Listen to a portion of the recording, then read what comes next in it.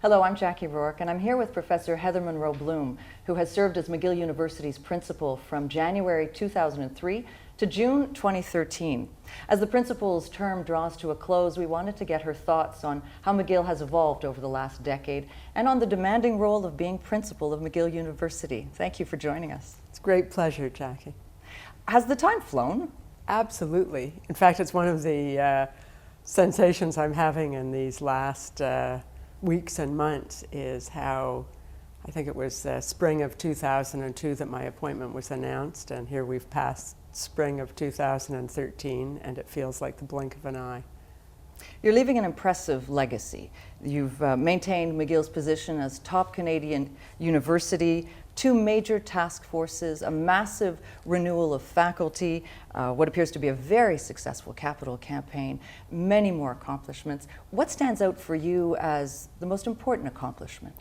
Well, first of all, let me say, and I couldn't feel more sincerely how true this is, that any achievements of the last decade, and I think there have been significant achievements, reflect an extraordinary team right across the university and out, frankly, into our alumni community around the world.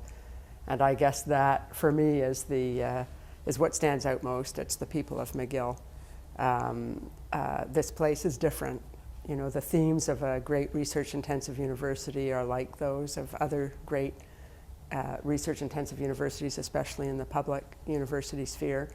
But the quality of the people at McGill and the engagement of our people, our students, our wonderful colleagues, our alumni, our volunteers, our governors, is really unique in my experience for the collaborative sensibility they bring to what they do, and for the unified commitment to the well-being and success of the university.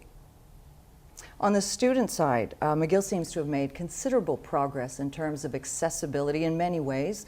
Accessibility in terms of cutting red tape, improving student aid, making the university itself more physically accessible. There have been a lot of changes for students over the last decade. Well, thank you for that. I think it's true. 1 in 4 of our students today is the first in their family to go to university. That's a source of pride for McGill. At the same time, we'd like it to be higher than that. When I came to McGill in 2003, I made a commitment that every qualified student would be able to come to McGill independent of their financial means, and we've made great progress in that regard, increased over 500% financial support for our students at the undergraduate and graduate level. That being said, there's still a bit of a gap, and we are working very hard to close that gap, and I feel confident that in the year or 2 years ahead that will happen. The task forces have been a great enrichment for, I think, everybody who participated in them. Task Force on Student Life and Learning, the Task Force on Excellence, Diversity, and Community Engagement, both reflecting themes that have been important, long-standing, at the individual level at McGill, but that had not had a collective effort to take stock and think about where can we be, where do we want to be. And the fact that the recommendations of the task force with respect to students have been so broadly embraced and engaged that we created the Deputy Provost Student Life and Learning position, which Professor Morton Mendelson has filled beyond expectation, created Service Point, engaged students in consultation and helping to shape the place from a student life and learning perspective. Those are all points of satisfaction. Of course, in a place that is research intensive, graduate student intensive, and large, we have over 50,000 people who make up our community day in and day out at our 2 campuses, before you even start counting those in our great affiliated teaching hospitals. You always need to think about what are the many mechanisms we can have to have people feel we know about them as individuals, we care about how they're faring at the individual level. And that takes a very broad commitment in every part of the university to being respectful and warm to those around us. And it's certainly been my experience over this decade that that's in the fabric of McGill, to care about those in our community and to care about the well-being of the place. You mentioned McGill is a research-intensive university. How have you seen that role of McGill evolve over the past decade in terms of global reach and innovation? Well, it's a great question, and McGill's known around the world for the quality of its professors and the research contributions, the impact of our research. The decade we've just been through has witnessed a transformation in the way scholarship and research take place, moving from what has for a couple of hundred years been dominantly an individual professor-led undertaking to a notion of research platforms, scholarly teams, collaboration, and I think around that, interdisciplinarity. And so if I look at the last 10 years, I think of the tremendous collaborations in fields as far-ranging as neurosciences, which now has, I think, 4 or 5 faculties involved, and a new graduate program, new undergraduate emphases, and research taking place that involves music and psychology, music and engineering, biology, medicine, on and on, as one example, to the way the teams have come together around neurosciences research.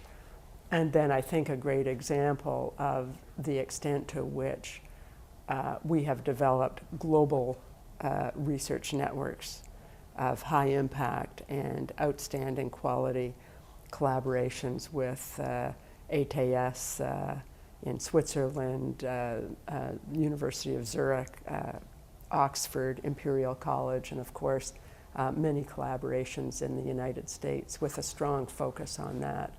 Green chemistry and pain, again, cross-disciplinary, cross-campus for us with McDonald and the Department of Chemistry, the Faculty of Science, some engineering on our downtown campus, and then reaching into, for example, the wonderful collaboration with the Riken Institute in that domain, but also moving into the biology and medicine related areas of stem cell research and that whole field.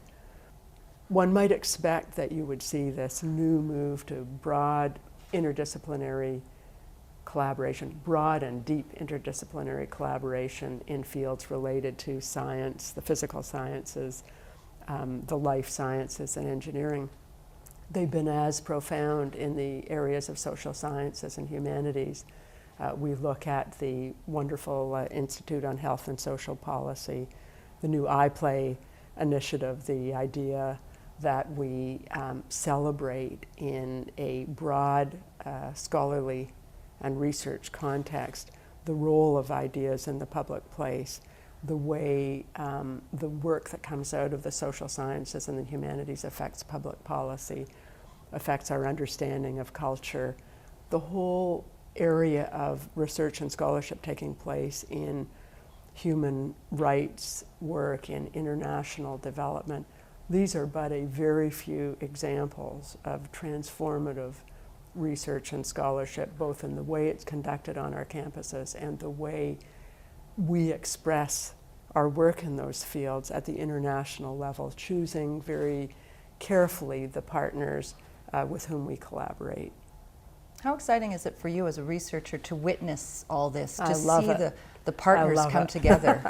Yeah. I love it. No, it's so exciting, and it links into both the wonderful colleagues we've retained at McGill long-standing, who have been leaders for decades in their fields, and those over 600 new professors, scholars, researchers we've recruited from outside of Canada over this decade, who have come together with us, bringing teams with them, bringing their networks with them, linking them to those that have existed here at McGill. It is fantastic. I would add to that the fact that we've in this decade, and as a result of the task force, and the efforts at the level of the faculties made a research experience a hallmark of the undergraduate experience as well as the graduate student experience. Just a great source of joy. You take, for example, the area program, the undergraduate arts research program, and just go to one of those days where you see the wonderful work our students are doing, the mentoring they're receiving from their professors, the international character of the research our undergraduate students in the Faculty of Arts are doing. 10, 15 years ago, there's nowhere that you would have thought of undergraduate art students doing important research and linking that in an international context. Another area that visibly has changed at McGill is the area of sustainability. Mm-hmm. You see it everywhere. The university as a whole seems to include sustainability in its decision making. Can you comment on that whole effort? Maybe I can begin by talking about sustainability by going back to my very first day as principal.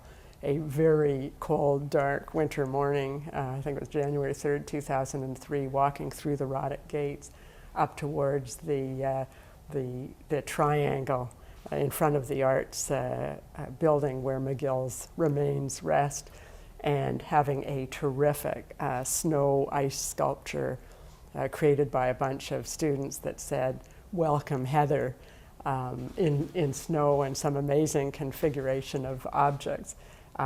Come see us, sustainability students of McGill.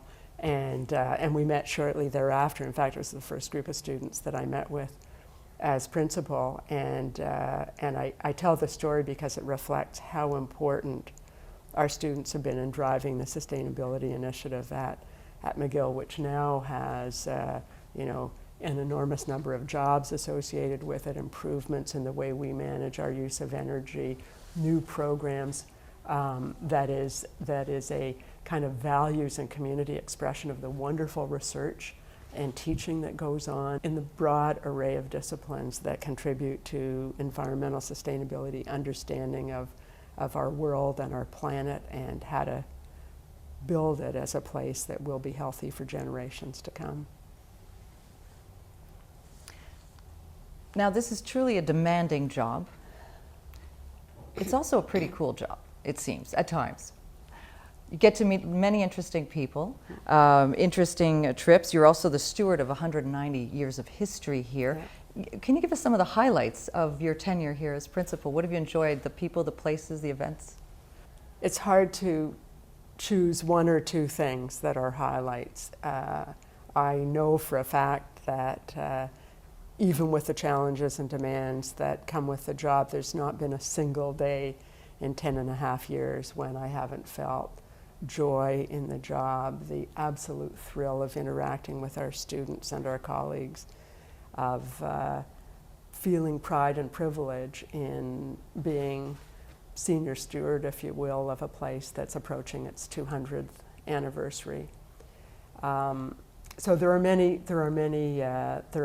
events. You talk about the demands of the job. When I was a very young woman, I think not 20 yet, my husband of many years now said to me at the time, "You better choose in life to do something important because you're going to work really hard all the time, no matter what. So better do it in an area that has some benefit and has some contribution." And I feel so blessed that over 40 years since he said that to me, I've had so many remarkable opportunities, all of them within a university context, sometimes an academic health context. And the last 10 and a half years, without question, have been the most fulfilling in that regard. And again, I think it comes back to this sense of common cause, common purpose, that has been a chief characteristic or hallmark, if you will, of the sense of working within McGill, with the McGill community, on behalf of McGill with so many others. Meeting people like the Dalai Lama, Bill Clinton. Well, certainly when you think about our honorary degree recipients who range far and wide from great scientific contributors, Len Pinchuk as an example, but one of many. Two artistic performers. We're about to celebrate Nana Muscuri, who's made a humanitarian contribution and who, we all grew up hearing that wonderful voice, seeing that great face with those fabulous glasses, through to those who've made a community, some not known publicly. Our own Sally McDougall, who's been just, for me, the gold standard representative of what a dedicated, selfless volunteer represents, someone who cares so deeply about our students and about McGill. So our honorary degree recipients capture in one encapsulated way the values and the standards of McGill. Look, when I think of the highlights of the past year, I can't help but think of our fabulous student leaders, and certainly our outgoing leaders, Josh Riddell and Haley Donnell come to mind immediately, but also, of course, the scholars, the scientists, our professors,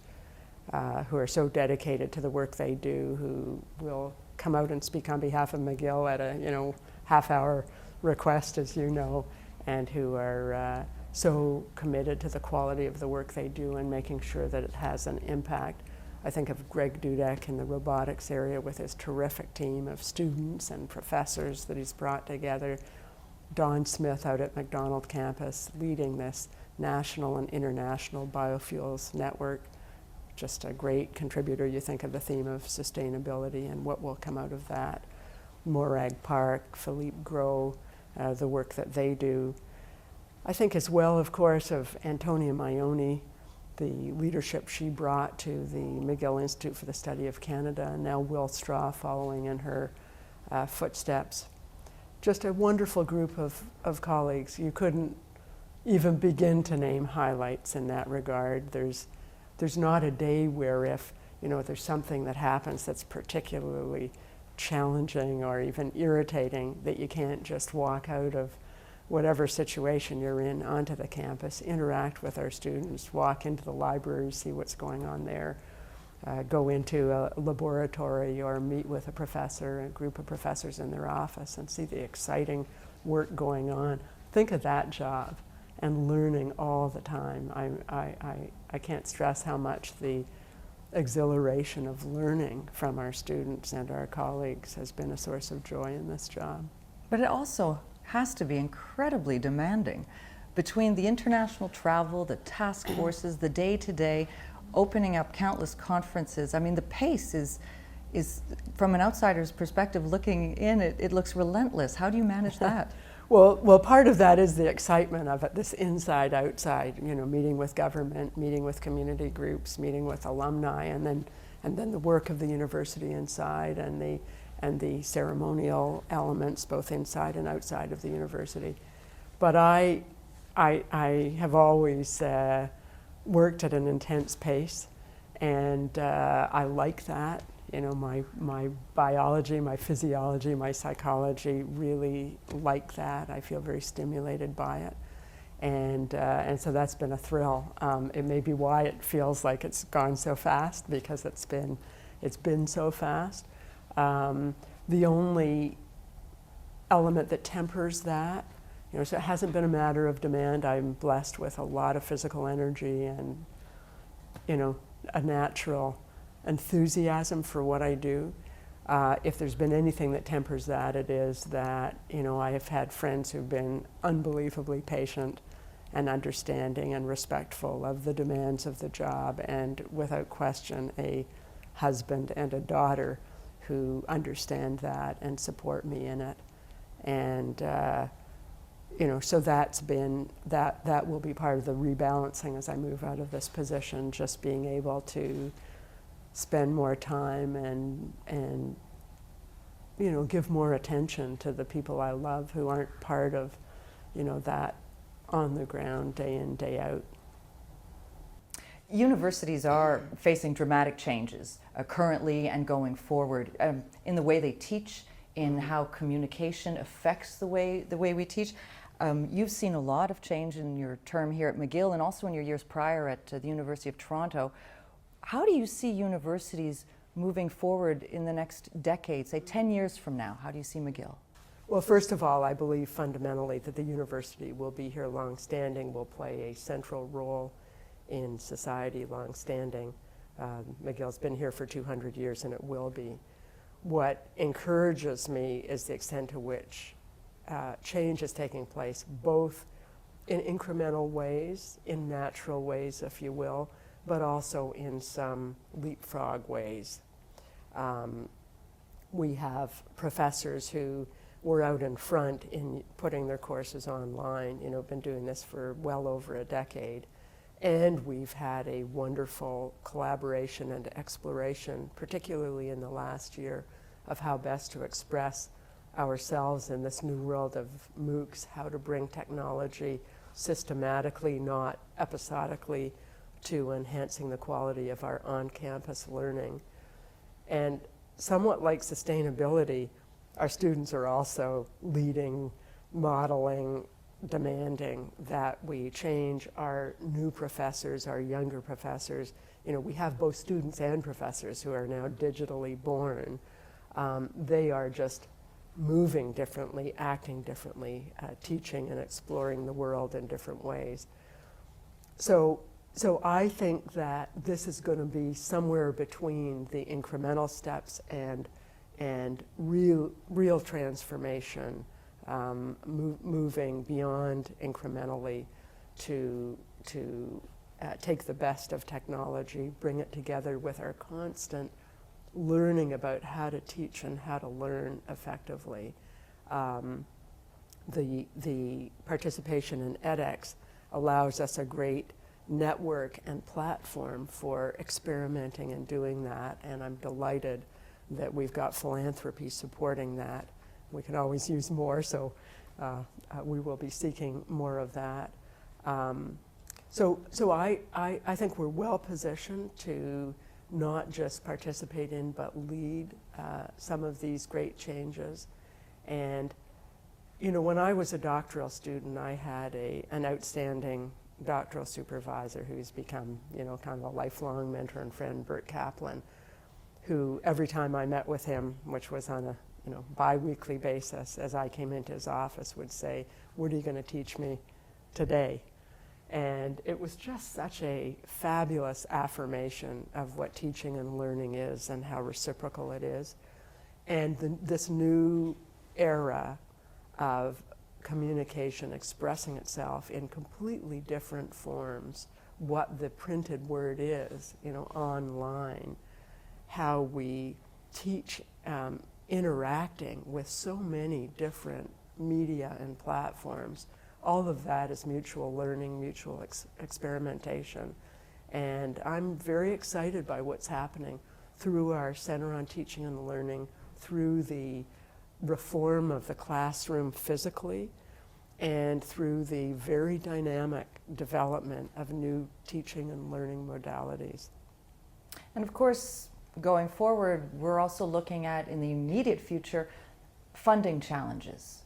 Yeah. What do you see for Quebec universities, for McGill across Canada in those terms? Yeah. Look, universities across North America are struggling with the downturn in the economy, the growth dominantly of healthcare spending in the public forum, and maybe some complacency about how well education is doing in Canada, in the United States, in North America, and I think even in Europe and more broadly. And we at McGill are certainly taking very tough measures right now to make sure that we have a funding base that is supportable, that we can continue to build on our academic research scholarly priorities and support this large enterprise at the same time. And there are tough moments in that, without question. But there is a strong community engagement on how we do this, how we deal with a downturn in the economic context in Quebec, and a lack of growth in the economy in North America. And it's not easy, but I believe fundamentally that we will get through this. We'll get through this in a sensitive and empathic way. and that we will come out with McGill stronger and well positioned to continue to do what it does in meeting its mission going forward. And I'm very, very grateful to all of the community engaging with us in thinking through how best to take the tough decisions that we're taking right now. Well, picking up on that theme, what advice do you have for students today who are at McGill or preparing to leave the university, heading out into a job market that is particularly challenging, more challenging perhaps than we faced decades ago? What do you say to students now?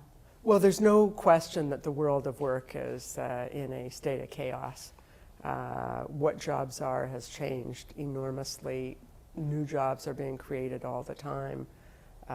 Traditional institutions are folding. So, I think back to the last several generations where graduating, the issue was what were you going to do, not, anxiety about were you going to be able to find something to do that would suit you.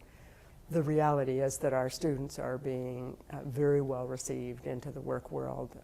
They're right across the world engaged in jobs that are important, that use their talents, that meet their interests. But there certainly are those who are anxious and uncertain and who, take 6 months, 9 months to get the position that they feel is right for them.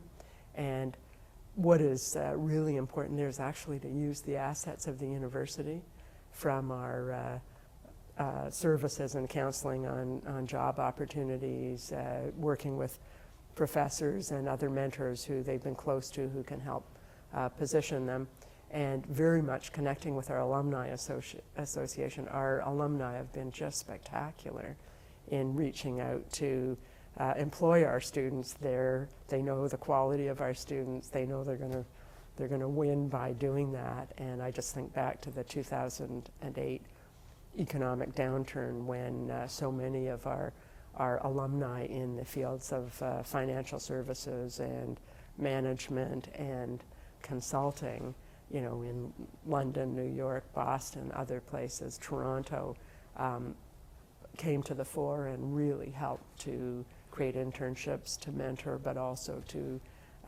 create a link between our graduating students and job opportunities.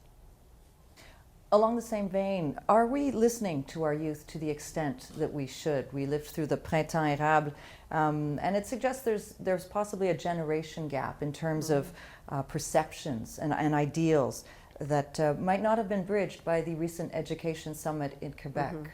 Without question, young people today are living in a different context than any of us born in the baby boom generation, whether you were the first third, middle third, or last third.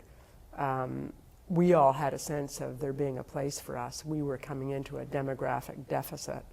And young people today have the baby boom, this large baby boom cohort out in front of them, staying in jobs a long time. I've seen a culture change in the way people think about youth across sectors. I think of government, industry, academe, where I wouldn't be in the job I'm in if people hadn't in my 20s and 30s given me leadership roles. In fact, roles I was surprised at being offered. I felt that right across, my cohort. All of us had that experience. And, there's more and more questioning about whether someone in their 20s or early 30s can take on a major leadership role, because there's such a distance for people who are in their 50s and 60s from who they were when they were in their 20s and 30s. And so I think we have to, as a generation of baby boomers, really think about how to create room for those who are coming up now, the Gen Xers and those coming behind them, to say, we've had a great ride, not without its challenges, not without some uncertainty, but dominantly had our expectations unfold in a direction that was predictable for us. And young people today don't have that. And for me, the Printemps Érable, as we call it, actually didn't really give a voice to youth. I think it was a very mixed event. that had as much to do with changes in the economy for older people as well as younger people, political themes that are out there, the role the media played and how that was expressed. And one of the good things that happened at McGill, although McGill students dominantly did not participate in the Printemps d'Arabe manifestation, we did have our own special year on campus with disruption. And out of that, I think, came a very good dialogue that expressed for everybody that there are many voices to youth and that we need to have opportunities to hear the varied voices and expressions of concern. And one of the great things that happened out of all that was that, many people take democracy for granted, take our liberties and freedoms for granted. And I was so encouraged at our students coming out in mass numbers to vote during the winter, spring of 2012 to assert their voice in the university, to assert their voice at McGill, at the center of a city that was in a state of political disruption. And that just reaffirmed for me that democracy works and that youth have confidence. But we need to be very sensitive, and I don't just mean we who are playing a role in universities, but I think we in society in this second decade of a new millennium in globalization, which didn't really exist fully formed as it does today when I first became principal.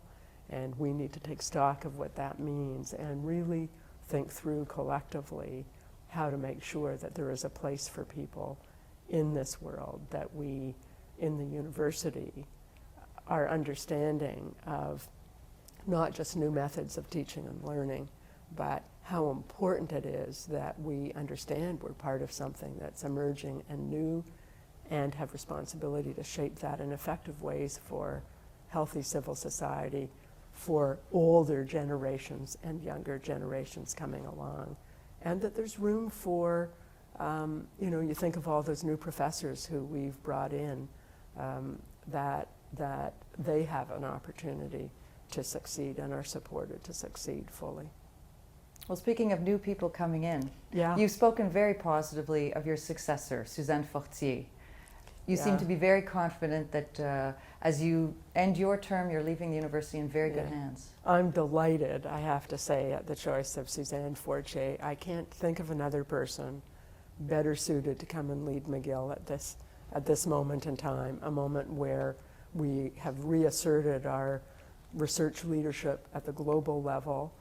We have this great scientist who knows global science, but who comes out of Quebec, who has had a dominant part of her career in Ontario, Canada's largest province, has an experience of our capital city, of working in government. I've had the great joy, Suzanne and I met each other back in the early 90s when we were both vice presidents for research at other research-intensive Canadian universities. And we had an immediate rapport and sense of common engagement, worked together on some important and tough files and experienced some success together. And as principal, not knowing where her future would lead her, I just felt so proud when I would be in Washington and meeting with the president of the National Science Foundation there, and he'd say, "How's my friend Suzanne?" Or over at the Royal Society of London, and the president there asking about Suzanne Fortier. So she has a global network, a global reach, enormous passion for McGill, a two-time McGill alum. She's extraordinary. And yes, I take a little bit of pride in the fact that given that she's the exceptional person she is, the exceptional leader she is, that two women in a row are going to lead McGill is pretty wonderful. And it's a pretty great message about, the opportunities for people. Neither Suzanne nor I would have thought as girls that we would end up leading this great university. And I think that's a message to everyone to think about what their possibilities might be and not to feel constrained by the obstacles or limitations that we often feel around us as we're growing up. Would you have any advice for her coming in that you'd be willing to share? Oh, be yourself, because what she is so terrific. And she will be a great champion. I mean, any advice I would give, she does in her sleep. She's inheriting a superb team of colleagues, both in the immediate office of the principal and vice chancellor, just a remarkable group of dedicated people, and in the senior administration, a great team as well. And I know that will be a gift to her as she comes in. You know, when I think back on this 10 years and think of the financial constraints and some of the other challenges that McGill's faced, not just in the last decade, but for almost 200 years, the fact that we come out ranked amongst the best universities, public and private, in the world, the fact that we have a strong lead position as Canada's great public research-intensive university, and I say that with huge respect for the strength and quality of the research-intensive universities in Quebec and Canada broadly, and frankly the whole system of universities. But McGill is very, very special in that regard. We have more Rhodes Scholars than any other university in Canada, and many collectively. We have more prize winners and fellows of the Royal Society recognized over this past decade. And it's not to say, we're the best or just assert that, but we are remarkable. There is a magic about McGill, and it comes in great part from our origins, founded by this incredible Scottish pioneer who had the vision to say we would have, based on his generosity, his wonderful bequest, a university that would create a country and serve the world, that would operate in a secular tradition. Think about that back in the late 1700s, having that vision, and taking that sense of what we are in and of this place, Quebec, what we are in and for Canada, and then this incredible international sense of responsibility, but also engagement, and how it enriches us and those we serve locally by virtue of being international, being Quebec, being all of Canada, in our students and our professors, in what we study and what we contribute. That is all just fantastic. And I know that Suzanne feels the treasure of that and and the stewardship responsibility that comes with that. And it's a great comfort to know, if you're passing a torch in a relay race in these leadership positions, that, the torch is going to a great person. Did the job live up to your expectations, or were there surprises? The job so far exceeded my expectations. I mean, I came knowing that it was a privilege of exceptional proportions, and that it would be a job that would be more fulfilling than anything that I could have imagined. And so in that respect, it has been that. Just in speaking about the special culture of McGill, one of the things that has been very touching, warming to me, is the respect for the principal and the office of the principal. That's one expression of the respect for the institution. And I'm a pretty informal person, and when I came, I was taken aback by how formal people were with me, and how much people refer to Madame la Principale, call me principal in every interaction. I've been Heather or Hev all my life. You come into this office, and it's a grand office with James McGill's desk, the extraordinary paintings that have been donated by McGill benefactors over the year. And it took me a few days to reflect on that and to realize that when you serve in this role, what the community is telling you is that it is a very special responsibility that there is a, sacred trust, if I can put it that way, that you come into these positions and you better think every day about how to leave the place better than you found it. And that is exceptional. I don't think I've seen an organization or institution anywhere else in my life where the regard people have, the respect people have for the responsibilities people carry out in leadership is as profound as it is. And that has certainly been part of my consciousness every day. And at the same time, as I tell colleagues who come from different sectors to contribute their talents here, who haven't worked in academia before, you are you. So in the exchange, in the individual exchange, whether you're a dean or a departmental chair or principal, you go in and defend your ideas and your beliefs just like anybody else. And there is a respect for every voice in this academy as being an equal voice. And it's true in our Senate and it's true at our board. But the collective endeavor to ensure that the leadership of the university is supported and supported to, with the community, ensure the success of the university is profound and has been an enormous sense of strength to me throughout the job. What is next for you? After such a big challenge, what's next?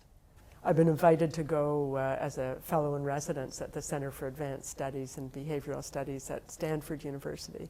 So I'm going off to do that in the year ahead, and Len is coming with me, and he's going to have his own pursuits while we're there, and we'll be back a year from now in Montreal and keeping our home here and keeping McGill as our cause. What will you miss the most? When I came, when I was offered the job to be principal, I was offered the standard 5-year term for principal and vice chancellor. And I accepted it enthusiastically, but saying I was making a 10-year commitment because I saw it as a 10-year job. And having served 10 and a half years in order to smooth transition, it feels exactly right. Somehow, there's an interesting thing. I'm very imperfect as a person, and heaven knows there are many things I might have done better and differently as principal, but I feel somehow the fit has been right for me with McGill, and I feel that 10 and a half years and a couple of months to prepare for the job has been just right. So I don't feel, oh my gosh, it's over, I wish it was longer. I feel that it's just exactly right. But I will miss, for sure, the day in, day out work with the wonderful people I get to interact with, day by day and often hour by hour. My boss, my two bosses, the current chair of the board, Kip Cobbett, Robert Rubinovich, who was my first chair, our chancellors, Arnold Steinberg and Dick Pound. Just that sense of, being hand in glove with the deans and the VPs and my office team. That's been wonderful, and I will surely miss that. But I will also stay connected. McGill is my university, and for both Len and myself, we feel this is our place and our university going forward. So I feel much more a sense of happiness and unbelievable appreciation at having had the opportunity to serve than I do anything about the, finishing the term, which feels just right and feels so much more right because Suzanne will be my successor. Thank you very much for your time today, for your service, and we wish you all the best going forward. Thank you very much.